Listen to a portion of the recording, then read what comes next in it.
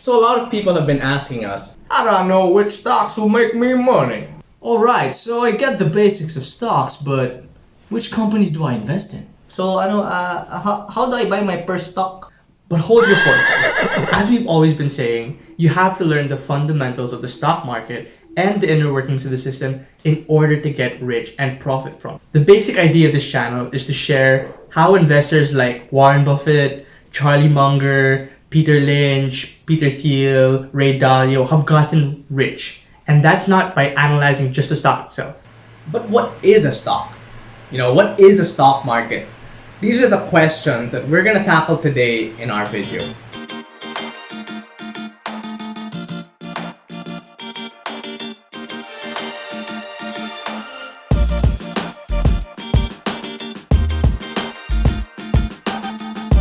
Now, in buying stocks, also known as an equity, it is an asset that represents ownership of a corporation or a business. So saying you're buying stock and a share of stock are two different things.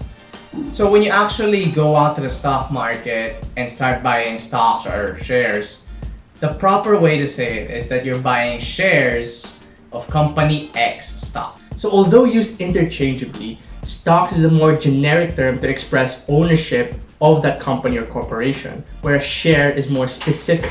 So it's more generic because you can say something like, I own Meralco stock. But it's more specific when you say something like, I own 50 shares of Meralco stock. Now let's say Apple is for sale to the public. And you say something like, I'd like to buy a stock of Apple, please. And they'd say something like, 1.3 trillion, please.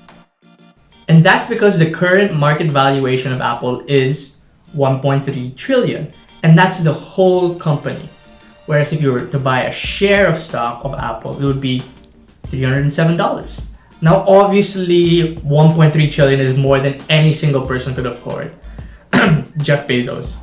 But anyway, when companies decide to let people invest in their businesses, they have to cut it up into portions so that the average person could afford it. And these portions are called shares.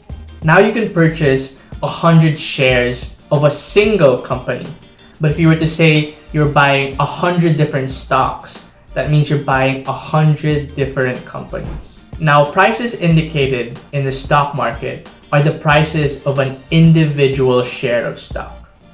When my brother and I first started investing, we didn't really know what determined the prices of certain companies, or was it like a bunch of old guys deciding how much a share of Jollibee should cost?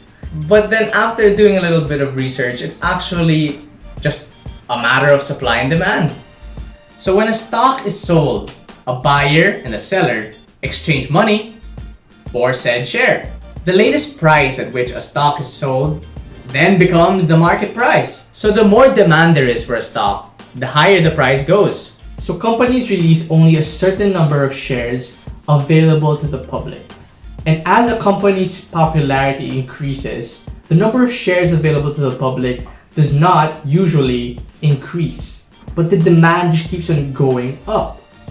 And when the demand does not meet the supply, the prices inevitably go up. Some people would then be willing to buy a share of stock above its current market price, increasing the overall market price for everyone.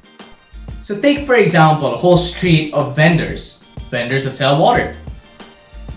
Each and every store sells a bottle for 20 pesos.